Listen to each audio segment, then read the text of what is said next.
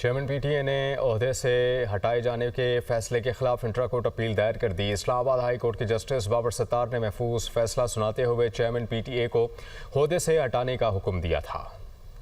Islamabad high court के single bench का फैसला चैलेंज। चेयरमैन पीटीए ने ओहदे से हटाने के फैसले के खिलाफ इंट्रा अपील दायर कर दी। चेयरमैन पीटीए ने इंट्रा कोर्ट अपील ऑर्डिनेंस 1972 के तहत दायर की है। रिकॉर्ड के मुताबिक major general retired Hafeezur Rahman को 24 मई 2023 को पीटीए में मेंबर इंतजामिया तैनात किया गया, जबकि अगले ही रोज 25 मई 2023 को उन्हें चेयरमैन पीटीए मुकर्रर कर दिया गया था।